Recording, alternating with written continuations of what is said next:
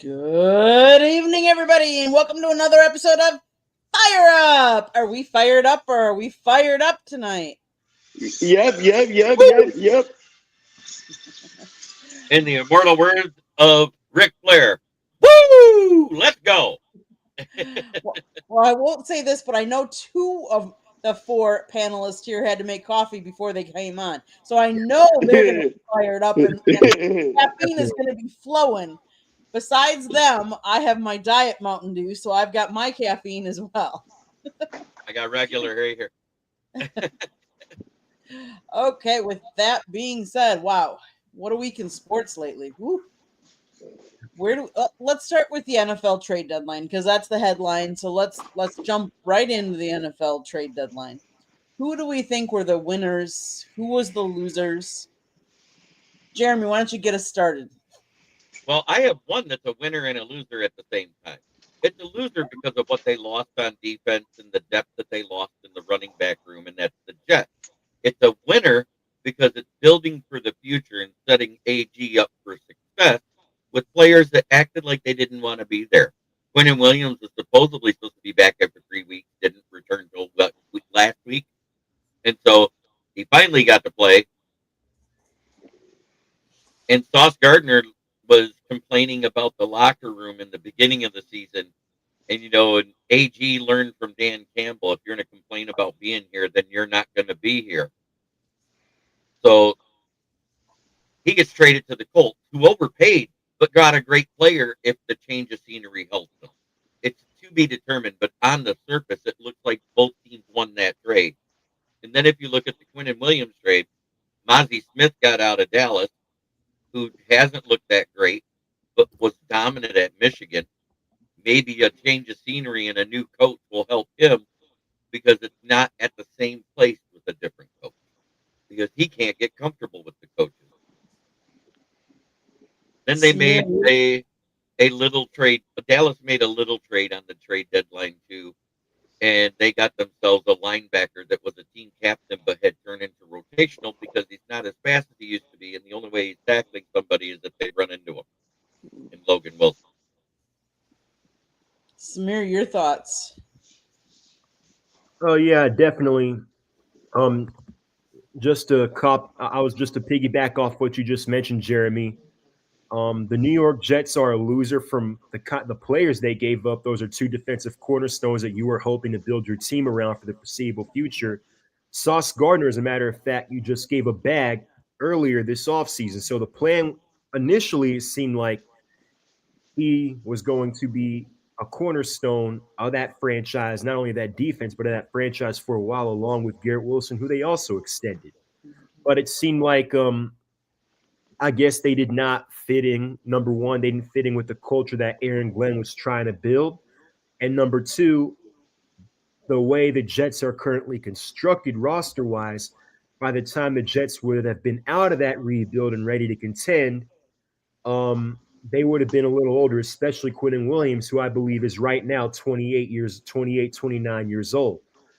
So you're kind of doing what Detroit did when Aaron Glenn first got there under the Dan Campbell, Brad Holmes regime.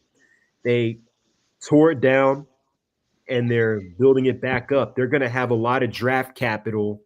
They're going to have 5 first-round picks the next couple of years. And the good part is they don't have to take an offensive tackle early because they have Membu, who they just took this past year, and they have Fashanu. Number one. Number two, they're in a place where maybe if they wanted to, they don't necessarily have to go quarterback this year. They don't have to go and get a Simpson or a Mendoza or quarterback from Oregon early. They can maybe punt on a quarterback, wait until next year, and just take the best player available in the first round. Like maybe depending on where they are, a Ruben Bain if they want to go defense. Like Aaron Glenn is a has a defensive background. So do they want to go Ruben Bain or maybe replace what Quentin Williams left? Do they want to go, to bolster their pass rush? Do they want to get Peter Woods to maybe replace what Quentin Williams left on the inside? So they have a lot of draft capital to play with. And then in 2027, they're going to have, I believe, over $200 million available in cap space. So they're a loser and a winner from that standpoint. Seattle is also a winner. They go and get Shaheed from the Saints, who is one of the more underrated slot receivers in the NFL. And they're going to bring him in with JSN, Torrey Horton, and Sam Darnold. He's playing at MVP level. So that's another winner. The loser from what they gave up standpoint was Dallas. They got a good player, and they do have Green Bay's first, but chances are Green Bay's first is going to be later than Dallas' first, even in 2027, unless barring an injury or unless Jordan Love completely falls off. That's one loser. Another one I would say is the Patriots and the Patriots and the Commanders, because especially the Commanders, Patriots could have bought. I'm kind of surprised they didn't. And the Commanders, from their standpoint, Jaden Daniels is going to be out for a while. They have an aging roster. I think it's the oldest roster in the NFL. So there are some guys they could have sold, like maybe they wouldn't have got much, like maybe a Bobby Wagner. They could have went and got something for him. Maybe so they could have sold somebody like that, because now, if I'm correct, they only have, I think, 2 draft picks inside of the first 3 or 4 rounds. I'll have to look at that again. So that was a chance to maybe get some picks and add some young talent to what is an 8 roster. The one team that I would think that improved was the Eagles. Let's face it, they moved some people around, got some different players. Jalen Phillips they got from Miami, and he is ecstatic. Like, he thinks that was the best day of his life, best thing that could have ever happened to him, moving from Miami, which is obviously a very poor culture, especially right now. But going to a playoff contending Philadelphia Eagles. So he was quite happy. So, Adam, we're kind of just going around talking about who we think won the NFL trade deadline and some of our thoughts. Jeremy started, then Samir. So what are your thoughts of some of the trade deadline moves? My team didn't do shit. Neither did mine. Let's talk about that for a second. I heard somebody say, well, the teams that don't try to make trade deadline moves, they're not trying to win a Super Bowl. And I want to list the name of the teams that are just on the NFC side in playoff contention right now. And there is 3 AFC ones mentioned, but the Steelers should have been 2. But you got the Lions, the Packers, the Vikings, the 49ers, the Rams, the Buccaneers, the Panthers, the Bills, the Chiefs, the Broncos, and Steelers. All these teams did not make a trade day deadline move. You left out the Bills. I said the Bills. Oh, I didn't hear you. Sorry. Yeah, Lions, Packers, Vikings, 49ers, Rams, Buccaneers, Panthers, Bills, Chiefs, Broncos, Steelers. I thought the Bills should have went after a wide receiver. I thought they should have too. I don't know why. I don't know why no one went after Breece Hall. All they were asking for was a 3rd-round pick. Yeah, and besides, he's going to leave in free agency anyway. So you could have got now you're going to lose him for nothing. I love that take that James Burgess says here about comparing the Lions to the Jets. The 2021 Lions were still cutting guys 7 weeks into the season. Good players in a few cases, but they were not all in. I give the Jets all credit for their trade and will need a QB, but have 2 years. Here's my question to you guys. Do you guys think the Chiefs just gave up on the season by not going after Breece Hall? Or is Kareem Hunt going to be able to carry this team the distance? I think with Pacheco being out, And Kareem Hunt's familiarity with that system, I think they're banking on that. But I don't know. I would have thought the Chiefs would have tried to make a move for Brees Hall. I still can't believe they just didn't give up a third-round pick. I mean, do they feel there's going to be a better? I mean, they have minor holes that need filled for sure. I mean, the Chiefs, they really have to win out to even make playoffs. It feels like. Where are they now? They're 4-4. I think they're 3-5, aren't they? I think they're 4-4. They are. Oh yeah, because they are third in their division because the Chargers are 6-3, Denver's 7-2, and then the Chiefs are 5-4.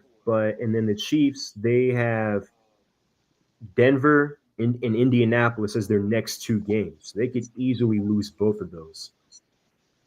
And then you have Dallas, and Dak is probably having the best year of his career. So you never, even with how bad their defense is, you don't know how that will go. So It depends what offense shows up too, Samir. yeah, I mean, if they don't score 37 points, they lose. That is a horrible stat. If the Cowboys offense does not put up 37 points, they lose. yeah, Exactly. And one time they put up 40 and tied. Right. With your favorite team, Jeremy. They named my favorite team. I know. It is the ladies next to me. Isn't that right, Kate? Who? What? No, but in all actuality, I heard the Jets were called about their offensive players, and they turned them down because those guys are actually trying to play. Yeah. Garrett Wilson and Brees Hall. yeah. I mean that makes sense, but also I feel like from a team building standpoint, it would have made sense to move off Brees Hall because you're not going to sign him back anyway, or I don't see it at least. I like that. He should have done that as a Lions fan. I am glad they did not. Mahomer instead of Mahomes. I love it. Oh. So, and another team I think one that had a win was the Jags. Getting Jacoby Myers to help solidify while Brian Thomas Jr. looks like he's trying to imitate somebody who drops a lot of footballs instead of catching them this year. Is he even going to be able to be healthy? I mean, doesn't he have a hurt turf toe? Yeah, and then Travis Hunter's on the IR. So I mean, their wide receiver core right now is in really bad shape, Jerm. They should have never got rid of Laviska Shenault when they did. I thought that was crazy when they were in that run and they were winning and they traded away Laviska Shenault that year. And they actually ended up only winning 9 games because their most sure receiver was gone. But they have a kicker that can kick like out of the ball. Oh yeah, Cam Little. Cam Little, right? Isn't that his name? Yeah, Cam Little, the machine. I'm calling him the machine. 68-yard official. I saw your team picked up some trash that the Pirates let go today, huh? Hey, you know what's funny is whenever anybody picks up the trash that the Pirates get rid of, they're usually really good. They play good for the other team, so I'm happy. Right. Mm-hmm. What was his name? Jack. I think his name was Jack Little. Wonder if he's any relation to Cam. I don't know. Turned into a machine. But anyway. Tyrese, do you follow the NFL at all? Like, do you have any takes on? Oh no, I'm really not a football guy. Okay, no problem. I just want to, So let's. What sport does he like? NBA. We're gonna go into the NBA for him, and so let's do a little NBA for him, and then we'll go back to college football and stuff like that. But let's kind of get Tyrese in. So how would you guys feel? Like, I know you guys have heard about Eric Spoelstra and his house. Like, he's on a plane from Denver coming back home. He lands at 5:11 a.m. He comes back to his house only to find it's up in fire. It started around 4:30 a.m. It's practically completely gone. I can't imagine. Like, I just can't. I'm just glad no one was in the house. Yeah. Yeah. Amen. It's a good thing that his family goes with him. Yeah. I want to say that right now, because if his family would have been home and either his kids or his wife got hurt, that'd have been way more devastating than just losing property. You can replace what you own. You can't replace what you love as far as a human being or a pet. I mean, I think there was a pet involved possibly, but other than that, no humans were hurt. Well, he Right. is divorced. He got divorced Okay. back in 2023. He bought the house after his divorce in 2023. And And they've been renovating it all year, from what I understand, Correct. correct? yes, and they had just finished renovating it, I think. So hold on, Tyrese. What NBA team do you follow? I don't have any one particular team. I just like pay attention to the whole NBA as a league. So is Luka going to keep us up all year or what? I'm not sure. Luka, I think he has the ability to be the leader that the Lakers need. He just needs to. I feel like the supporting cast around Luka needs to definitely show him that they can back him up, because LeBron is gonna be gone soon. LeBron just got cleared. Yeah. He's going to be back in a week or two. But I mean, talent-wise, yeah, but leader-wise, I wouldn't say so. He just needs to stop complaining to the refs all the time. He complains. This goes back to Jeremy's statement. When you leave a bad team, you all of a sudden learn how to play basketball again, or that sport again that you're as a professional. Like DeAndre Ayton right now is playing lights out. Was he averaging 15 and 9 and I think 3 a game right now, which is awesome for the Lakers, I guess. Yeah. But I mean, he's not fouling out of games. He's very. Go ahead, Jeremy. I wanted to say I'm trying to figure out the scheduling, because there's only one basketball game period tonight in the NBA. Yeah, and it's the Clippers versus Suns, and right now it's 47-45. And both teams are like really struggling this year at 3-4 for the Clippers and 3-5 for the Suns.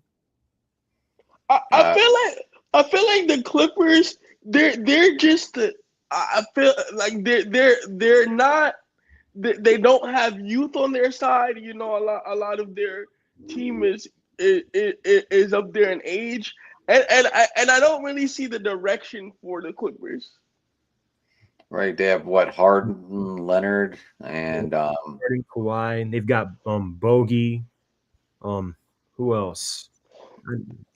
I mean, they don't really have that much of a future because they gave most of it to OKC. That trades.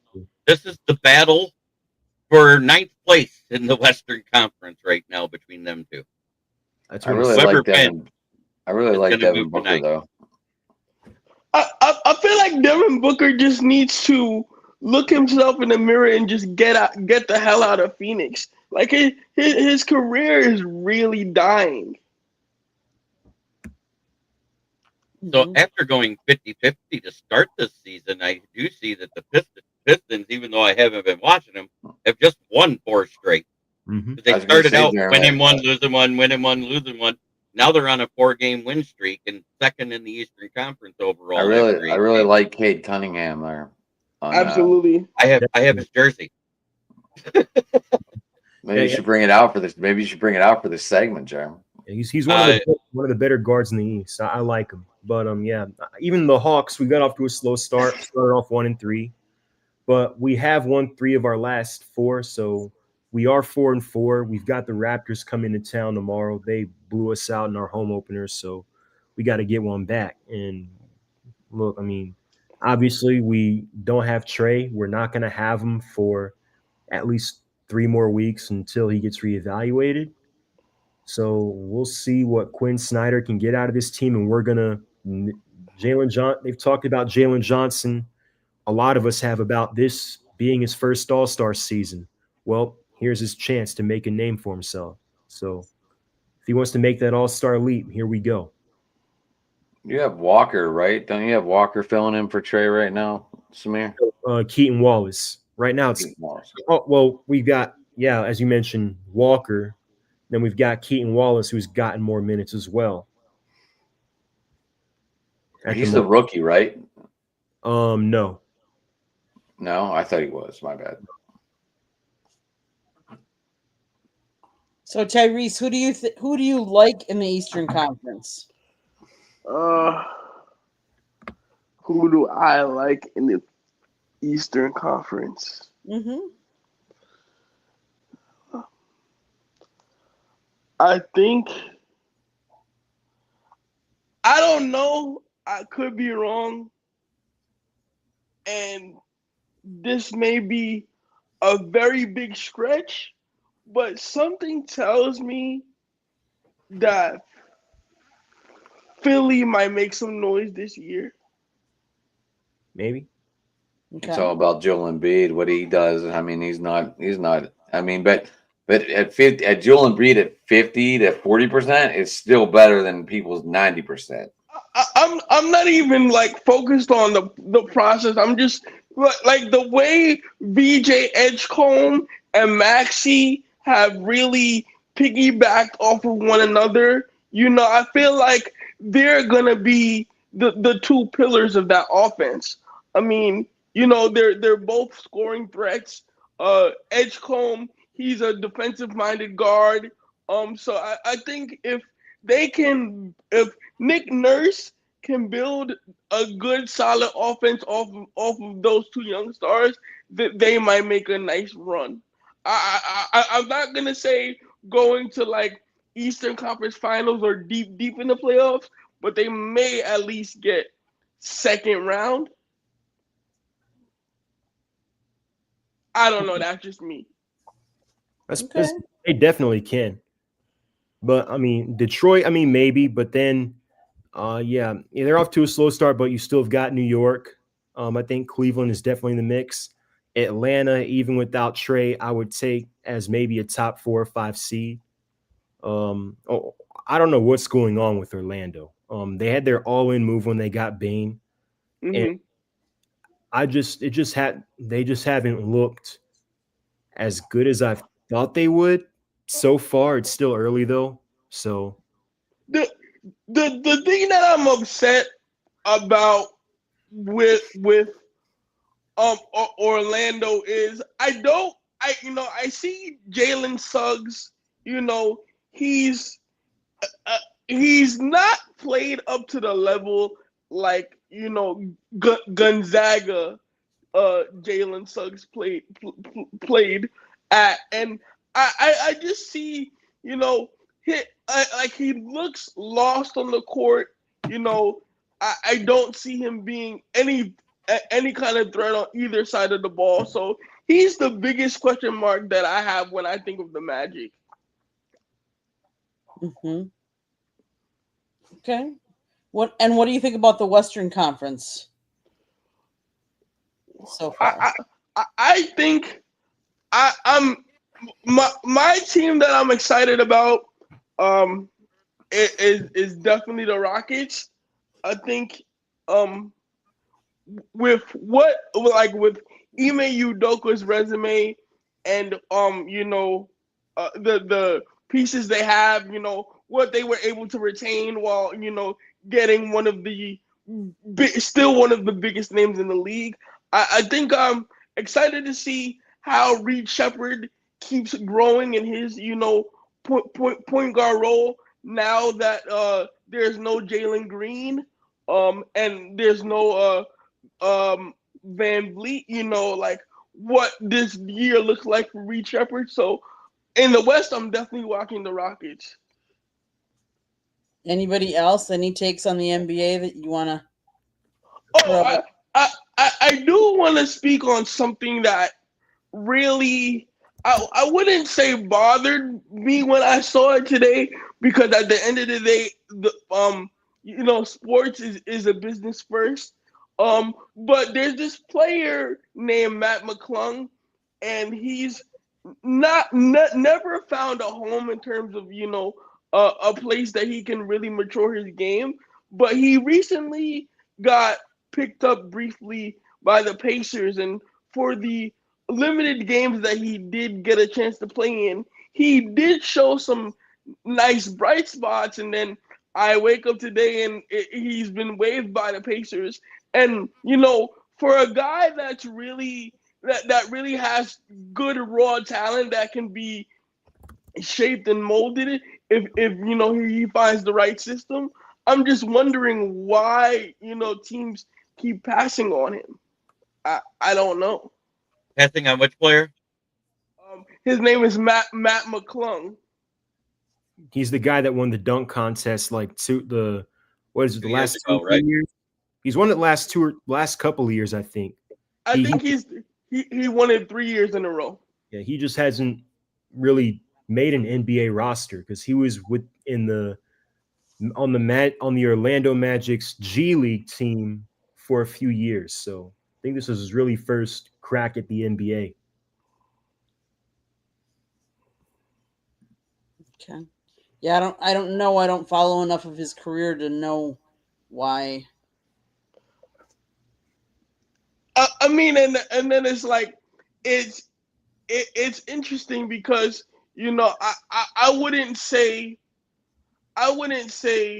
his game is as polished as this person I'm about to mention, but like when I think of both of their high energy level, I guess archetypes, he does strike me like a young Russell Westbrook, but his game is like not as polished as maybe Westbrook. And like even with Russell, like I'm interested to see his impact with the Kings because he still has a lot left in the tank. And I know the organization is in shambles in terms of like leadership, but I want to see if he proves anything this year. I gotcha. It'll be interesting to see. Absolutely. I do want to say congratulations on Russell Westbrook on becoming the point guard with the most rebounds in the NBA history. Yeah, that's definitely not an easy achievement. Well, and if we're gonna give kudos to players that have reached milestones, you gotta give it up to Alex Ovechkin in the NHL for being the highest point scorer in all time. Whether you're he was the first player ever to score 900 goals. Whether you're an NHL hockey fan or not, that's pretty impressive. Ovechkin's definitely a legend.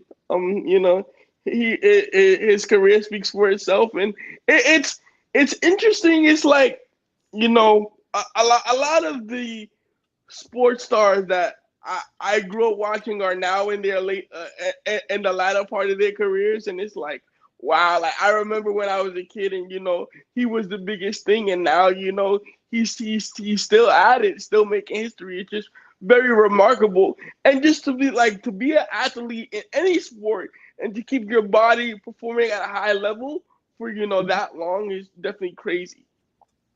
Mm-hmm. Well, Sidney Crosby outscored him tonight with 2 goals. Ovechkin didn't score tonight, but they did lose. So Penguins did get the win. If Carolina should lose tonight or tomorrow, Penguins will be in first place for at least a day. Okay, college football. So I have a question for you guys because you guys all know that I'm a Wisconsin fan, and Wisconsin football has not been up to its normal standards the last couple of years. They went out and they had gotten Luke Fickell, and there are a lot of fans that want him gone. And today they came out. Chris McIntosh, the AD, says that Luke Fickell is going to definitely return for 2026 season. So far his record at Wisconsin is 15-19. He's 2-6 in his third season, including 0-5 in the Big Ten this year. They've lost 6 games in a row. However, McIntosh wants the school's football program to have more continuity while increasing its recruiting abilities. Chancellor Jennifer Mookin and I are aligned on significantly elevating investment in our program to compete at the highest level. We're willing to make an investment in infrastructure and staff, as important in our ability to retain and recruit players in a revenue share and NIL era. So my question to the panel here is, when a coach, college coach, is in their contract and they still have a couple years in their contract, but they're not producing, when do you pull the plug? What year? Is it year 2? Is it year 3? Is it never? Is it? Tell me what your thoughts are. These teams that are late embracing the NIL, like Michigan, like Wisconsin, they were late embracing it as well. I think they're behind the 8 ball with these new coaches, and it's going to take them longer to be able to rebuild a program because they're fighting with the NIL stuff. Because now they got to work with the booster and be like Stanford. As much as I hate to say it, Stanford is going to be an up-and-coming team because they hired Andrew Luck to be their general manager to take over the NIL side to help with recruiting. And I think all these teams, these newer teams that are added into it, they need to do the same thing. They need to get a general manager and treat it like an NFL franchise. So, And I know the general manager name is kind of new to college football. Like, I know when Belichick went to UNC, he brought on Mike Lombardi as his general manager. So I always thought the general manager was more just a figurehead because, in college, it's not like the NFL where there's, the owner, the GM, whatnot. It's basically the coach runs the show. So is a general manager more of like a figurehead even now? if you actually look at what everything that Andrew Luck is doing, he's heading up the recruiting department. He is going out and gathering sponsors to help boost the amount of NIL money they have. That way he can decide the contract that the NIL gets given to the kids, because he's actually running all of it like a business, just like an actual general manager of an NFL franchise. Right. Oh, okay, that makes sense. I mean, that's just kind of new, so I just didn't know. But to answer your question, when does a school pull the plug? I think it depends on what the expectations of your program are, because each school, each program is different.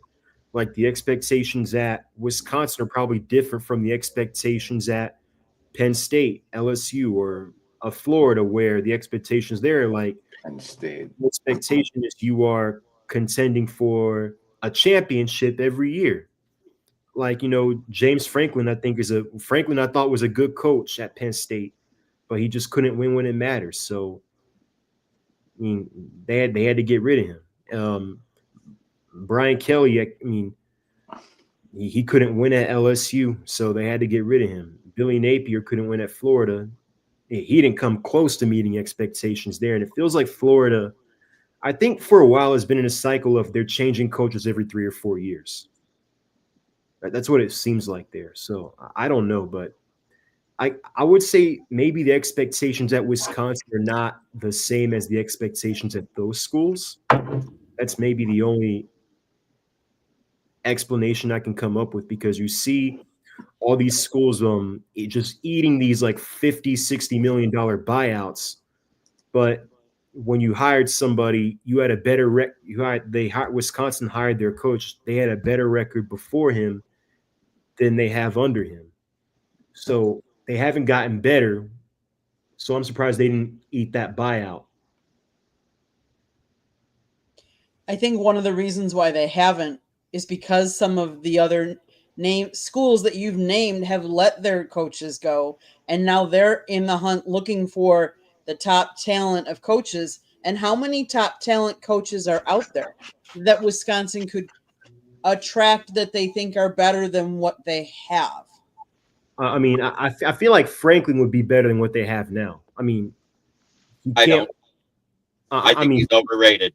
I mean, he can't win the big one, but he can do better than what they've done lately. I mean, well, and Samir, the one thing I will say about Wisconsin and their expectations before Luke Fickell took over the program, they had been to 22 straight bowl games.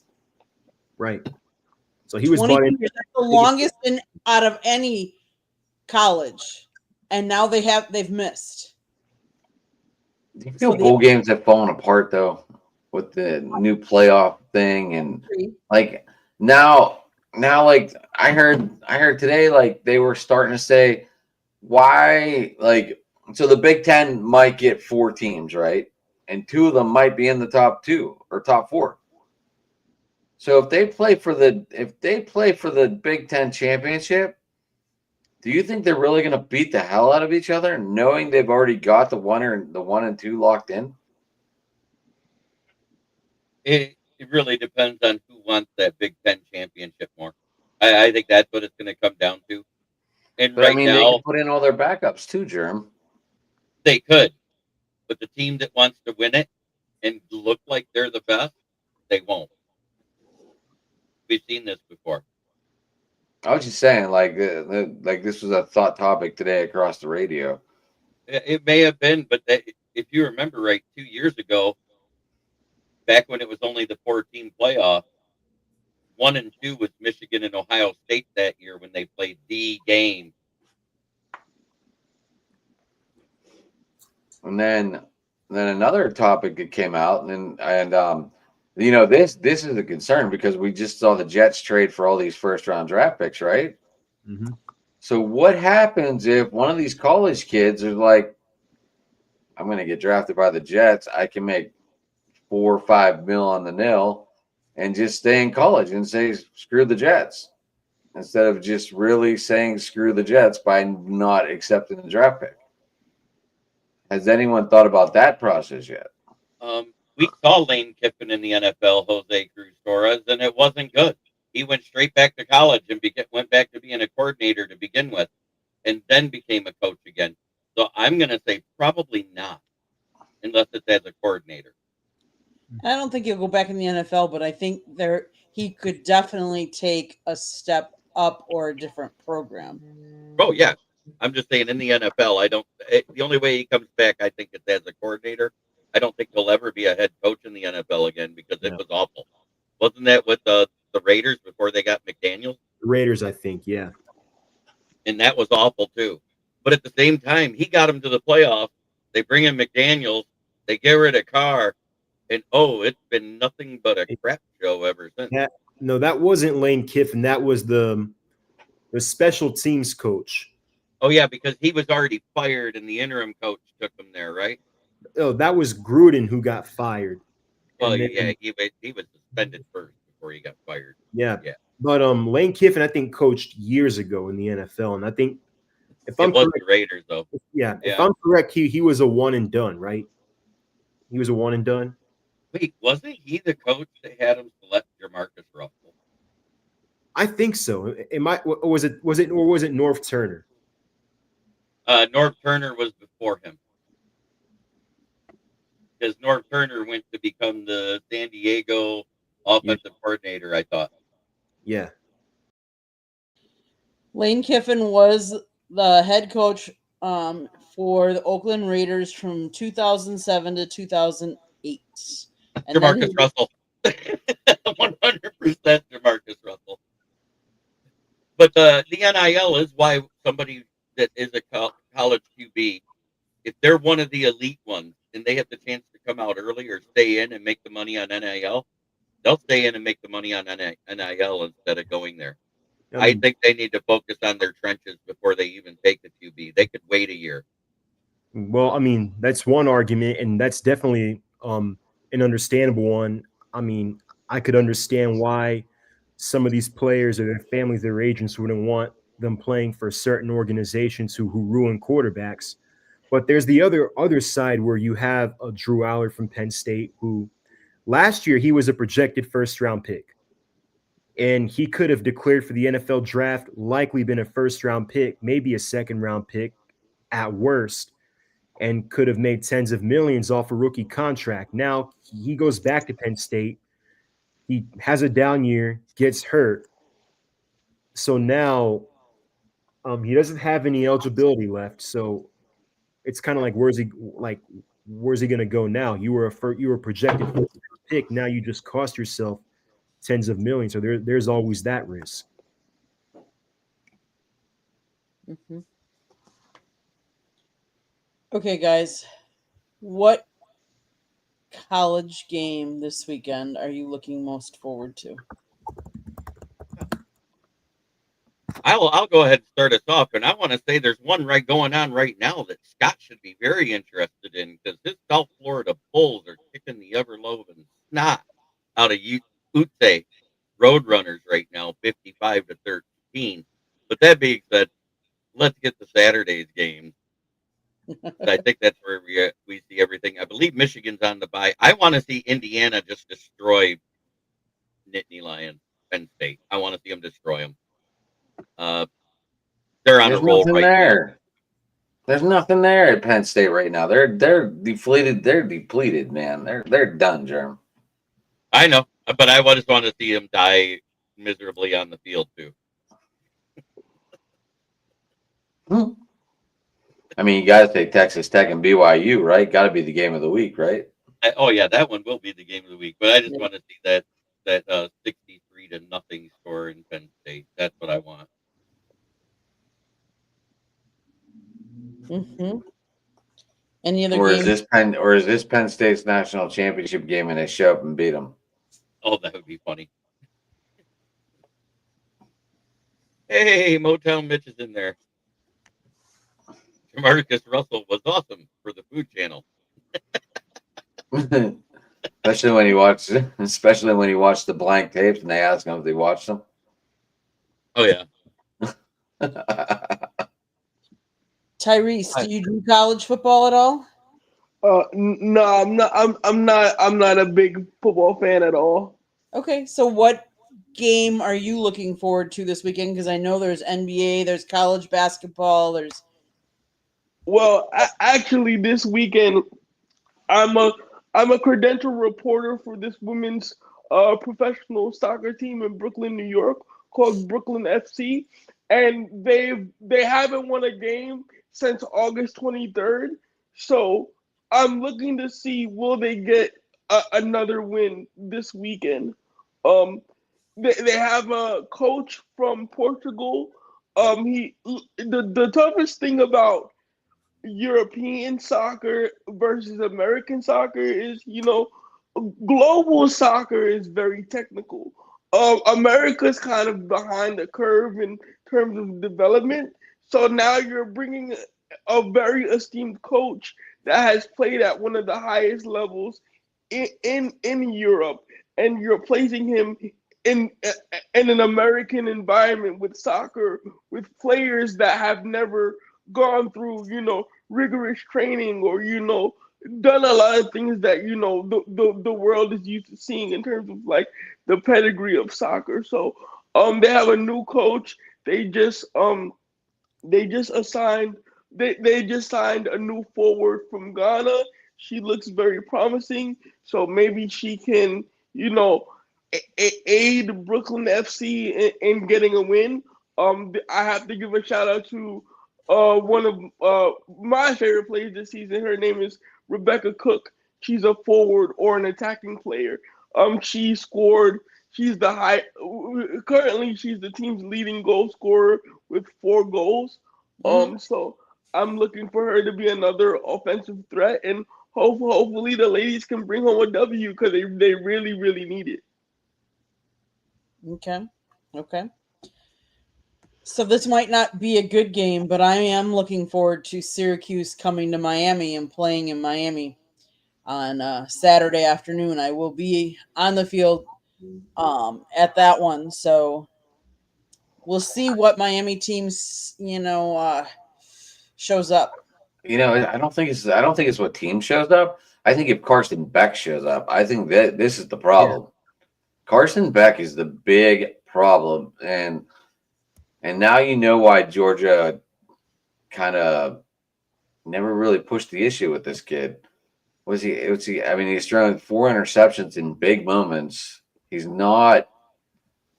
And I know, I know that that's your team, and I know it's my team, but Carson Beck is not the answer, unfortunately. No, I wouldn't say they're my team. They're the team I cover, only because they're the team that's down here.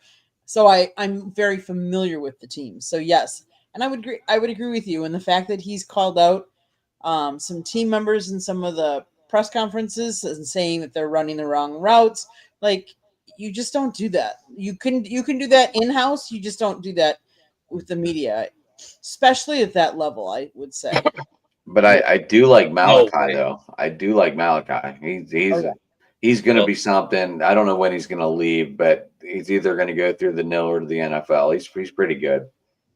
But he's a freshman. Right. He just right. Mm-hmm. I'm trying to figure out what just happened because it was 4th and 16 at the LV 16, and Denver evidently, punt. well, Denver it's 2nd and 12 at the Las Vegas 14 now. Yeah, I think they just did they block the punt? yeah, they blocked it, and then now there's 2nd and 12. Bo Nix just threw an incomplete pass, so it's 3rd and 12. Right, but this is awful for both Yeah. teams. Offensively, 127 yards for Oakland at 2.9 yards per play, and 169 yards for the Broncos at 4.3 yards per play. Is this a stretch to say this is as bad as the Denver Indianapolis game from a few years ago? This is two teams playing down to the other competition. That's what you got. Raiders haven't been great all year. No, this is a division game, right, Jeremy? We know it's going to be competitive, regardless of everything. It's going to be sloppy, but it's a division game, and these two teams do not like each other at all. But I mean, Denver's offense has looked flat, It must not All be the game. fourth quarter yet. and then like you had that 42 fourth- seconds. you had that 4th quarter against the Giants a couple of weeks ago, but they've looked flat. Otherwise, I think Bo Nix is having a sophomore slump. Didn't they just whoop But he's 7 and out 2, of that? Samir. Because their defense is I insane. understand, but wait, didn't they just play the Denver Broncos? The Denver Broncos just played Dallas and beat them 44-22. Well, that's true. It's like I wouldn't say having a sophomore slump. He just hasn't been as consistent as he was Yep. Field Right. goal, second half of last year. But yeah, they had a field goal. 10-7. Back to what I was saying about Carson Beck. I mean, you can see why Georgia really wasn't too pressed about letting him go. One thing about Georgia under Kirby Smart that if you I feel like it's one of those. It comes from the Nick Saban tree where if you are not in line, then you will not play. Well, that is unless you speed. Well, you can speed, you know. But Mhm. I guess I'm just looking forward to it because I always love being in person. So that's probably why. So let's go to the NFL. Let's talk a little bit about what we all learned today. Jeremy, you want to lead this one? Yeah, this morning, about 9:30, we heard that Marshawn Nealon has passed and no details had came out. But about 11:30, the letter was that the media release letter came out from the Frisco PD down there where they found him. And I want to read it verbatim because it needs to be said and some awareness needs to be out there for young men that play this sport they love so much. Frisco police investigate a possible suicide. A man was found deceased from an apparent self-inflicted gunshot wound following an outside agency vehicle pursuit that led to a multi-agency search in Frisco. On November 5th at 2025 at approximately 10:39 p.m., the Frisco Police Department responded to assist the Texas Department of Public Safety, DPS, with locating a vehicle that had evaded troopers during a pursuit that entered into the city of Frisco. After losing visual of the vehicle, troopers located it minutes later, crashed on southbound Dallas Parkway near Warren Parkway. Initial reports indicated that Plano, Texas, fled the scene on foot. Officers established a perimeter and initiated a search of the area with assistance of the FPD K9 and drone unit. During the course of the search, officers received information that Nealon had expressed suicidal ideation. Nealon was later located at 1:31 a.m., deceased with what appeared to be a self-inflicted gunshot wound. The cause manner of death will be determined by the Collin County Medical Examiner's Office. At this time, no further details will be released as the investigation remains ongoing. Our heartfelt condolences to the Nealon family and friends. If you or someone you know are struggling or in crisis, help is available. Please call or text the Suicide Crisis Lifeline at 988. You are not alone. So please, if you are struggling mentally with depression or severe acute depression, please reach out to that number, 988. It is very important. Mental health. This all stems from a year ago on November 5th. His mother passed away. And then on November 4th, his best friend on the team is traded away on the day that he probably needed him the most, which was this day. And who knows if he tried to reach out to Mozzie or not, but I know that they were very close. He was actually from Wyoming, Michigan, just outside of Grand Rapids. Was a MAC Defensive Player of the Year runner-up, I believe he was. In his career at Western Michigan, he had 149 tackles, 12 and a half sacks. I think he was runner-up to Sauce Gardner or the other way around. It was one or the other that year. But either way, outstanding young man. He had 2 visits with Detroit, the All-Michigan visit where you can invite 30 kids that are from the state. Plus, he was one of the 32 visits to come to the team. Calvin Shepard spoke very highly of him. Thoughts on A.J. Brown not getting traded? Expected. They need him.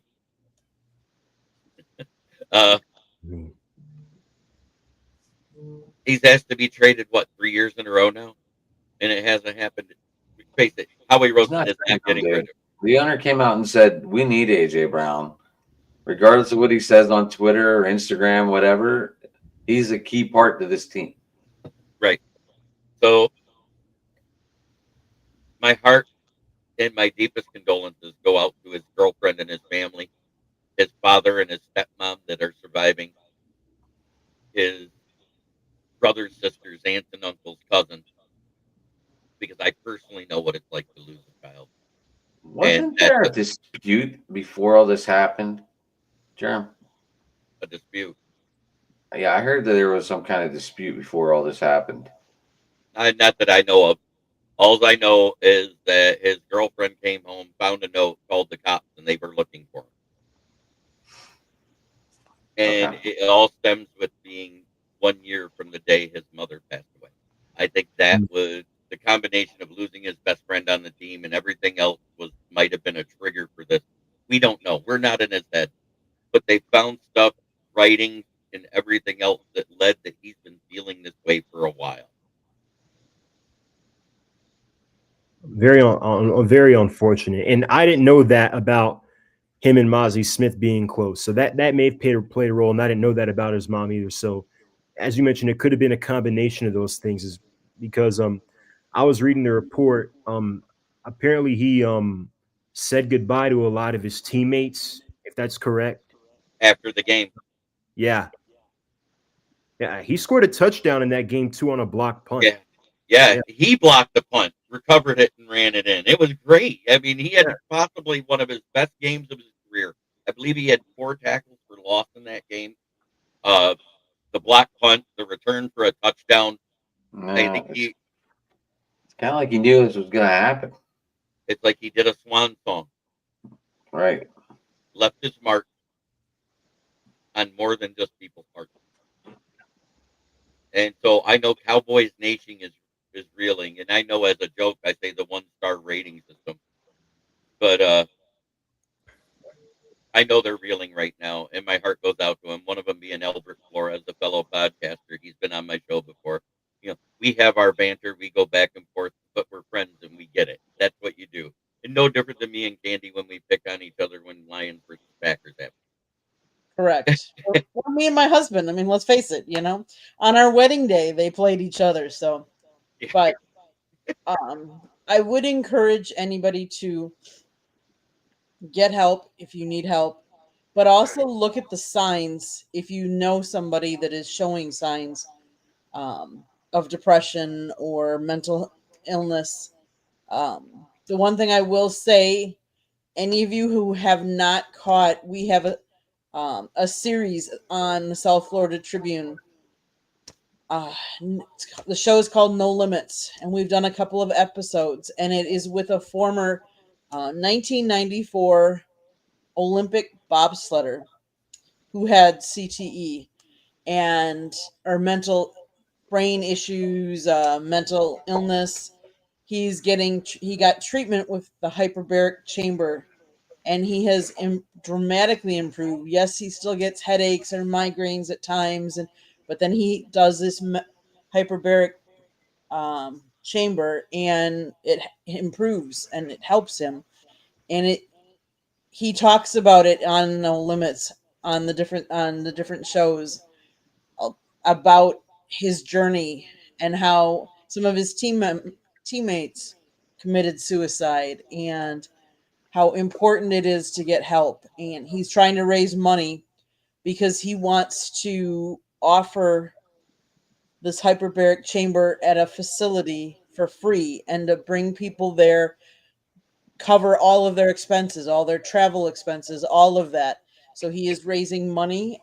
So if you feel so inclined, go to our No Limits show, listen to what William has to say about his experience. And if you feel so inclined to help and donate, please do so, because this is not going away. And we sometimes think it's only certain sports, but we're finding out it's more and more different sports and different people. And you don't even have to be in sports. Like we talked yesterday about veterans and people in the military and how they are affected and they can have CTE and stuff like that. So I would just ask everybody to go and view them. And if you, like I said, if you feel so inclined, please donate.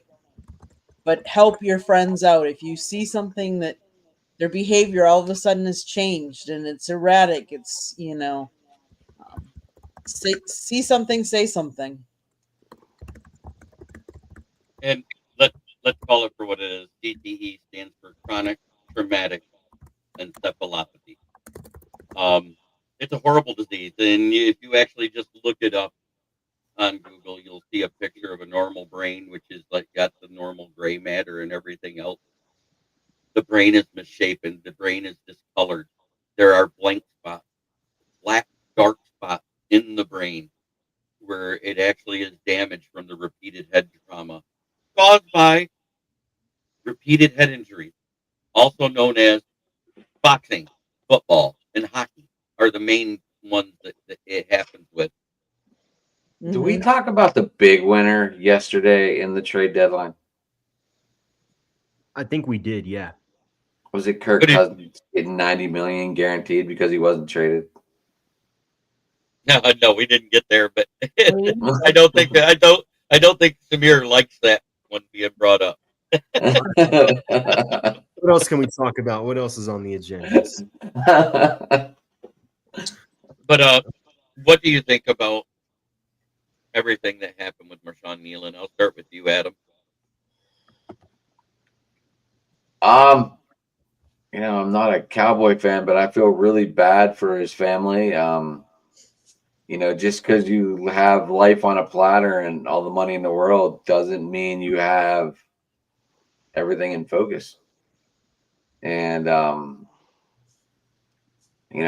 I hate to say it, but maybe if the Cowboys were like in a better winning situation, his head might have been better. Like, he did the best he could to get the win, and he couldn't help the team get the win. I'm not saying any of that, but I don't know. It's just a touchy situation, I guess. Yeah. Because none of us know what he was going through. Right. As a second round pick, his contract was 4 years at $6,832,646. His guaranteed at signing was $4 million of it. His signing bonus was $1.8 million. So this young lady who's left behind at his home might be lucky, because remember, he bought his house immediately after his signing bonus. Might be lucky to get a portion of that, because I doubt at 24 he had a will. That'll go to probate.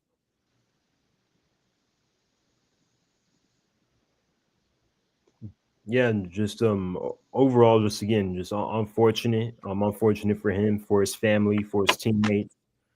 Yeah, I mean, it just shows that although, and this just doesn't relate to him, it just relates in general that you can have money, you can see somebody living a certain lifestyle on social media, but I mean, behind closed doors, it could be something else. So Mm-hmm. Mm-hmm. Just like a keyboard warrior, and then you meet him in public, and they're nothing like that. Right. So since we're talking about the NFL, what games are you looking forward to this weekend in the NFL? Go ahead, Adam. Looks like Geno Smith got hurt. We're just talking about death, and now all of a sudden he gets hurt, and you're clapping. What the fuck? I hate Geno Smith. I have for years. Sorry. And my opponent has him. Yeah, I have him on my team too. That's why I'm like, what the? Oh, that's why you're defending it. Okay. so Oh, Patty Grimes says Philadelphia versus Green Bay. yeah, Philadelphia versus Green Bay is one. The game, I think, no, the game this time, I know the Eagles have won the last couple of times they were in Philadelphia, but the game this time is going to be in Green Bay. The Packers do look better.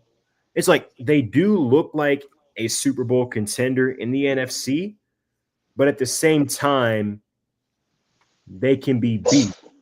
Like they had the tie with Green Bay when, they had the tie with Dallas when they went and scored 40 points on them. They had the bad loss at Cleveland week 3, and then Jordan Love has a bad game, and they lose a game they probably should have won against Carolina.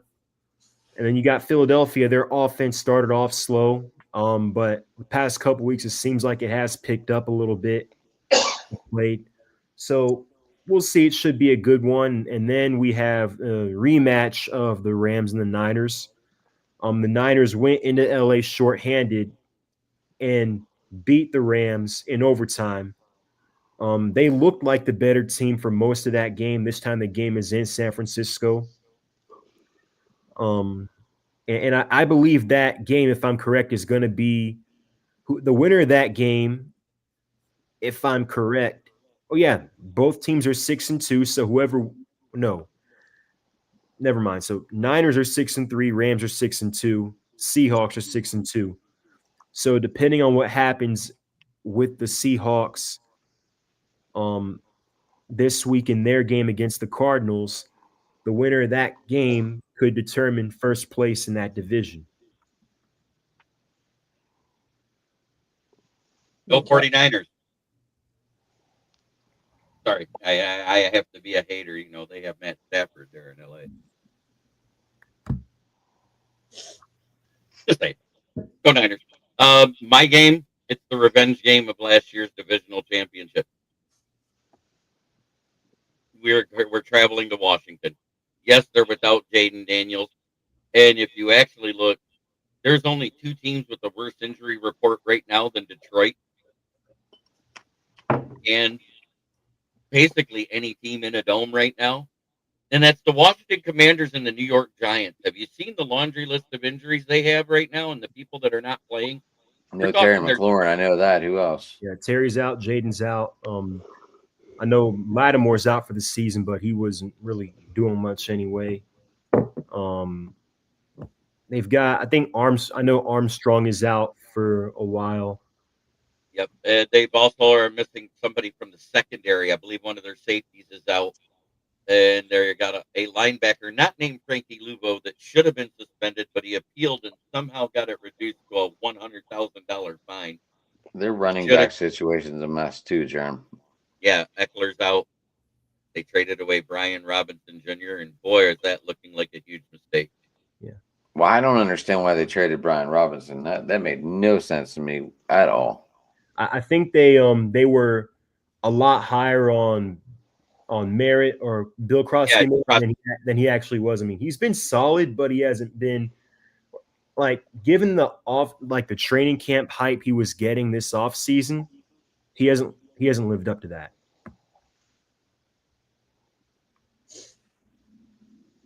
That one, and I'm looking forward to Philadelphia and Green Bay. That should be a slobber knocker of a game. If both teams play to their offensive potential, both defenses will struggle. But right now, if you actually look at it, it looks like Philly's defense is starting to shore up and look a little more solid on top of their offense getting better. So it's going to be one heck of a game. I might have to write a preview of this game.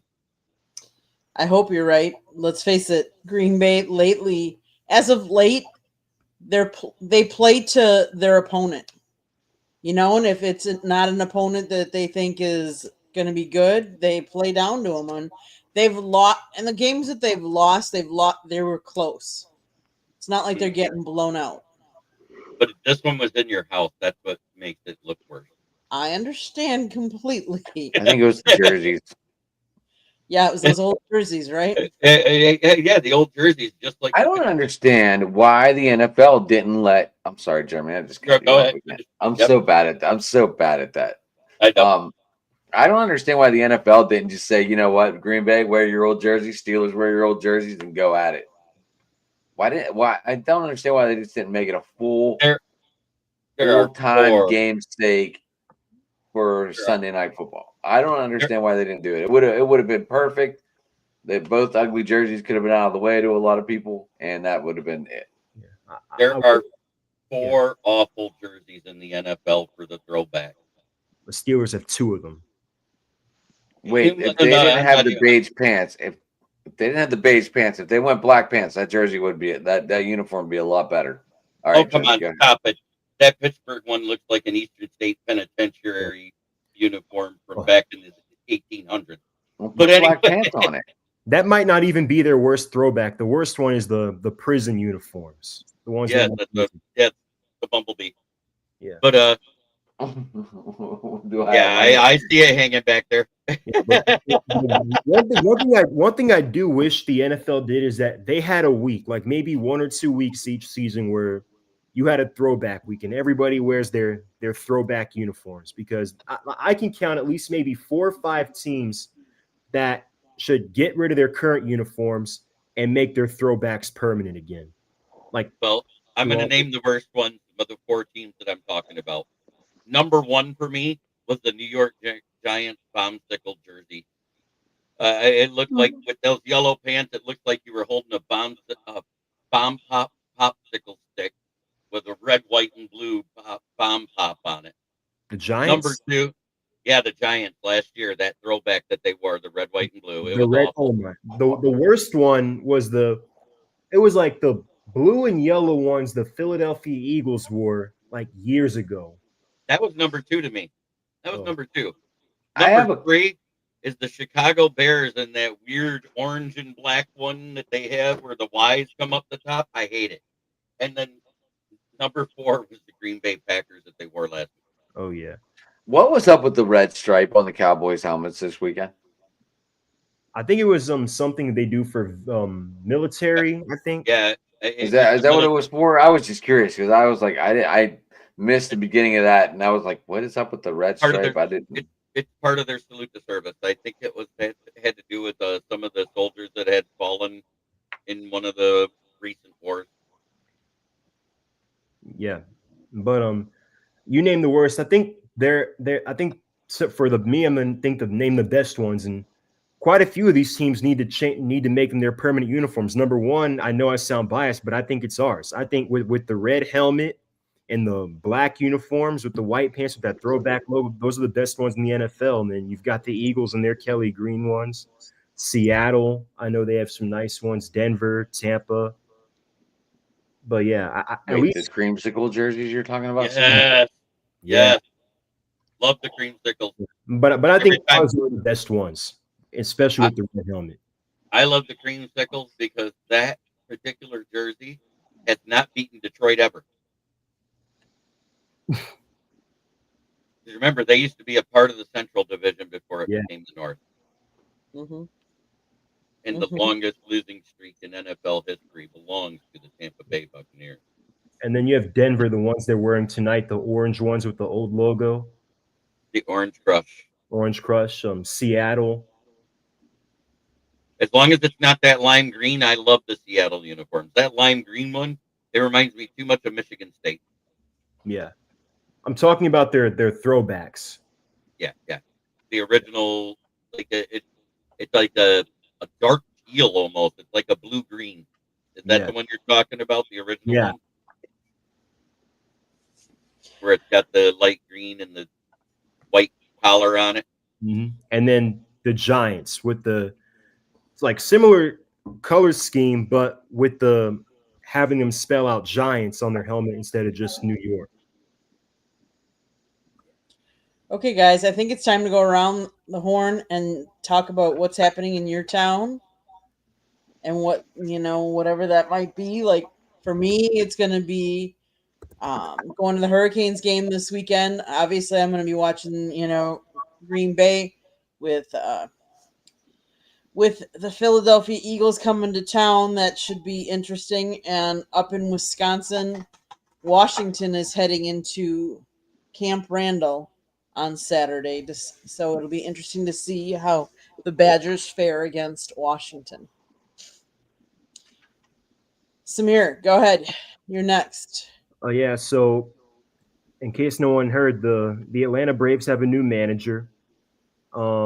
They go in-house again. They kind of stick to they extend the Bobby Cox tree again. They promote Walt Weiss, who was the bench coach. He played for the Braves during the 90s years ago, shortstop. And he's well respected by the players. He did have one managerial stint in Colorado, which didn't really go well, but it's Colorado's a team it's pretty hard to win there. So yeah, we'll see. They have a new pitching coach, Jeremy Hefner from the New York Mets. They have a new first base coach, Antoine Richardson from the New York Mets. And what's interesting is the Mets were one of the best base running teams in baseball last year, while the Braves are one of the worst. And some of that can be contributed to Acuna being out for a lot of the year, but they got picked off a lot. They got caught stealing a lot. They had some bad sends, ended up getting thrown out at home a lot. So we'll see. Seems like Tim Hires is still here, the hitting coach. Eddie Perez is still here.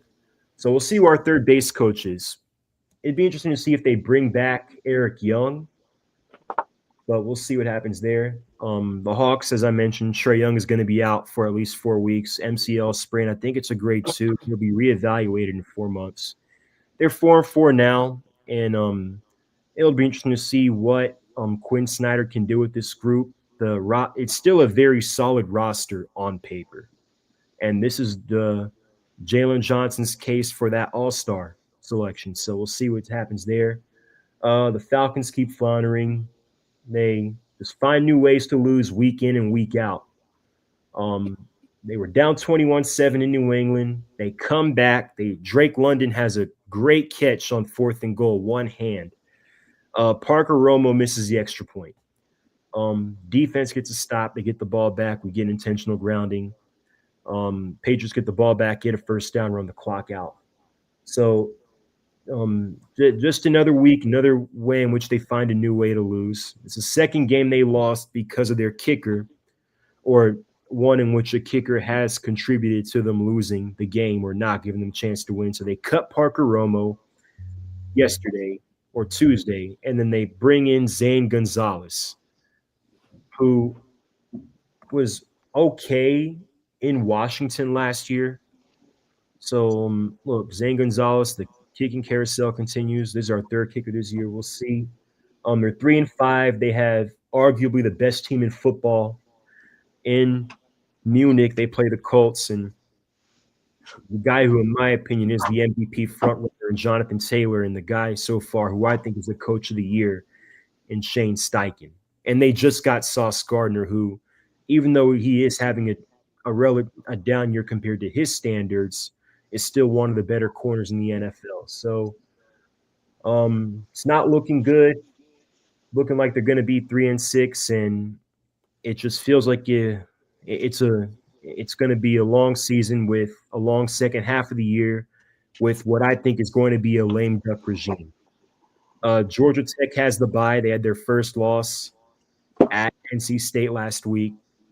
They had no answers for CJ Bailey. They had no answers for the run game. So they have a bye, and then they have the 1-win Boston College next week. So that is it for my town. Okay. Tyrese, what's happening in your town? This weekend is a big weekend for New York soccer. Like I said, Brooklyn FC is playing. Hopefully they get their first win, and also Gotham FC is deep in the playoff race. They just secured the last position for the NWSL playoffs, and they play a very tough Kansas City Current team. So all their star players have to find a way to win. One thing about New York teams is I love that we have a certain resilience and mindset. So hopefully, that can be formulated into some good match plans, and the Gotham can, continue their push to capture the NWSL Shield, because they really deserve it. They've been through a lot this season.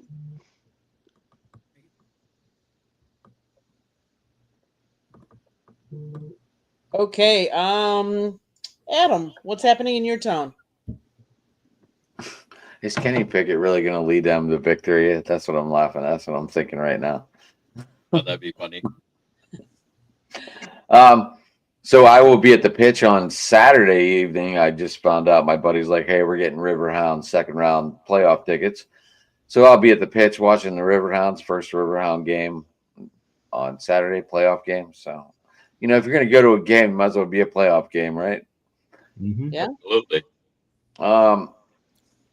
Like Samir said, I guess Pitt and Georgia Tech are on bye this week.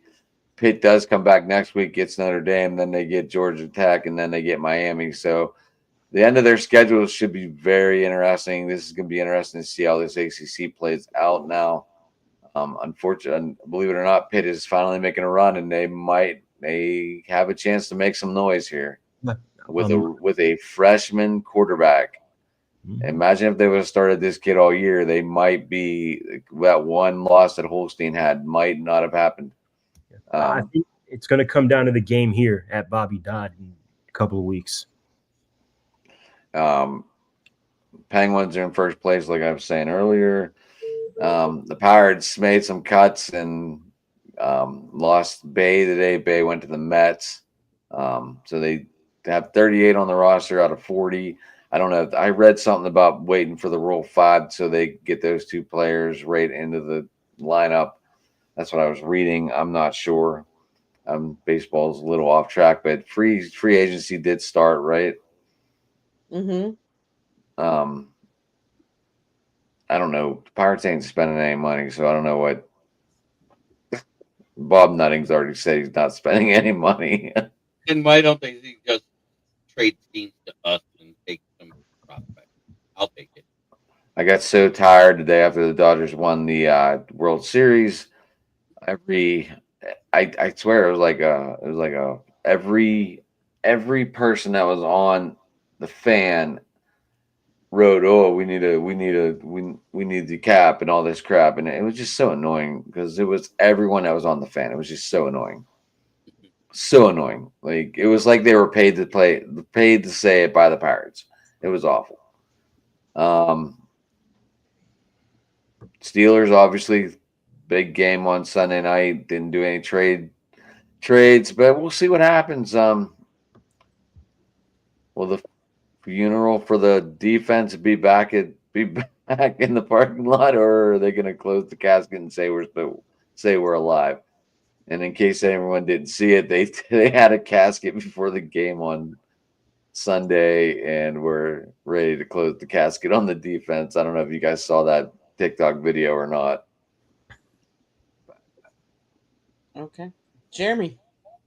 Well, first I want to talk about last week. I mentioned the fact that the hitting and first base coach was let go from the Tigers. We also fired after that our quality coach. We hired Cody Ash and Anthony Sanders, assistant hitting coach and first base coach from the Baltimore Orioles, which is interesting because they are actually a very good base running team, and I think that's why we brought in Anthony Sanders, because the year before we had a good base stealing percentage. Last year we were abysmal. So I think that's to help with the aggressiveness that AJ Hinch wants to have on the base path. And then Billy Boyer was promoted from within, who was just the video control coach. So in other words, he was the one that would be watching, seeing tendencies, and relaying that to the actual coach. Now, Patty Grimes asked me if Skubal gets traded. If they trade Skubal, I think it's a slap in the face to Tigers fans who are getting used to us being a playoff team. Because what you're telling us is that you're rebuilding completely. I think if you want to be competitive, you either tell them, hey, you're going to play out your contract this year, or you extend him and get it over with. That way, at least you're giving us a chance to have the back-to-back Cy Young winner actually pitch till the trade deadline. If you're in contention, you keep him. If you're not, you trade him, and you'll still get the same value out of him. Okay, I think unless anybody's got anything else, I think it's time to go around the horn and let everybody know how they can find you and support you and all that good stuff. With that being said, though, I'm going to start off because I haven't gone. South Florida Tribune Publishing Company published a book, Lessons from the Microphone, Tuning into the Enduring Wisdom of Visionary Leaders. It is written by my husband, Scott, the Motor City Madmouth Morganroth. He talks about being in the media and how it has evolved over his 40-plus years. It's a great book. It's a great gift idea. If you know somebody that's trying to get into the business, great gift idea, especially this time of year. It's available on Amazon, Barnes & Noble, Kindle, Google, and Apple Books. There's also a link on our website, www.southfloridatribune.com, where there is a plethora of great content, so go check it out. If you like to listen to podcasts, you can find us wherever you get your podcasts. If you want to advertise or sponsor a show, you can call Scott 954-304-4941. And if you want to be a guest or have topic ideas, you can always email us at southfloridatribune@gmail.com. But most importantly, if you see that red subscribe button, click it, like us, share us, and then tell all your friends and family about us.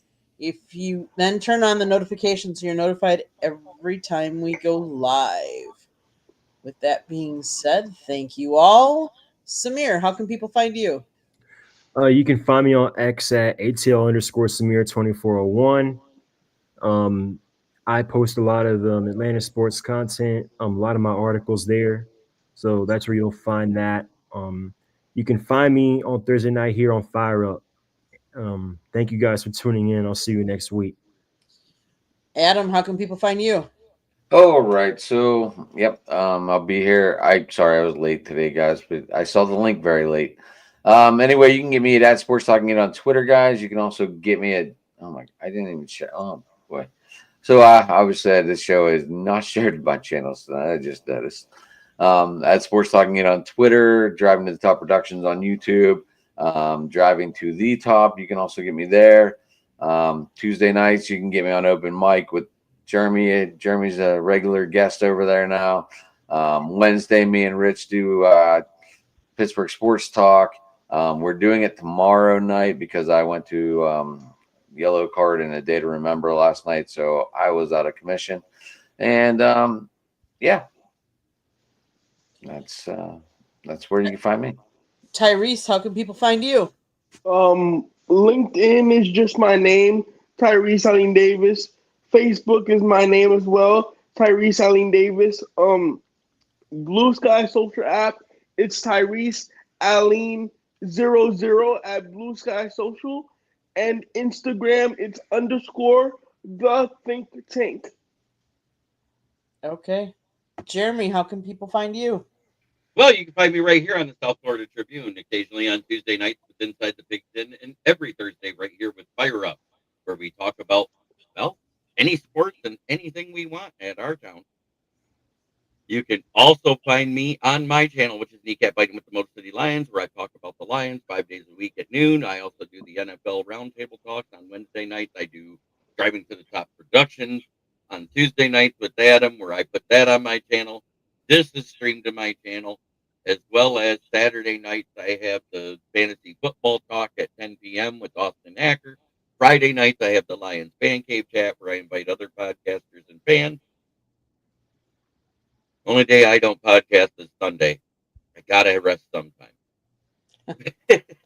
But you don't jump on with the guys at 11 o'clock or whatever they do. No, I try not to unless it's something big happening. I almost did today with what happened with Marshawn Nealon, but until I knew the details, I didn't think it was right to speak on it publicly. So I waited, and the details came out, and then I put it on my show. I was going to say, you probably put it on your show. Yep. I missed your show today, Jeremy. I was as busy as all can be. Hey, that's okay. Actually, I didn't even get a link to share your show, so I don't know if you want to send me one or not. I didn't get a link to share it. My morning show? Yeah, I didn't see it. I'll send it to you.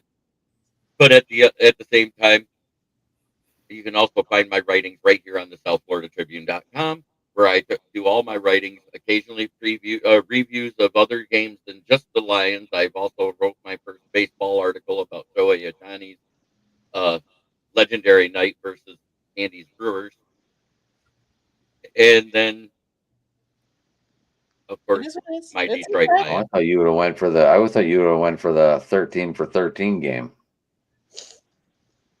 I went for the 10 strikeouts and 3 for 3, all 3 home runs when he limited the Brewers to only 2 hits to close out the game. Mm-hmm. Yep. I called it the night the legend became myth. Candy, you were talking about records that are probably not going to get broken, and I'm going to guess. I'm going to also say that Ernie Clement's record of the 23 straight singles in 23 straight games is probably never going to be broken. Mm-hmm. Yep, I would agree with that. Yeah, because most people can't get past 12 straight games with a hit anymore. Some people can't get past 3 games with a hit. No, quit talking about Javi Baez like that.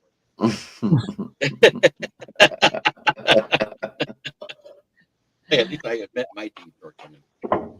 Well, Jeremy normally closes out the show, and I'm going to let you do that. But before we do that, I do want to say on next week, Tuesday, is Veterans Day, and I want to say Happy Veterans Day. Thank you to all those who have served. You have made it possible that we can be on a show like this and talking sports because of you. So thank you to all the veterans out there.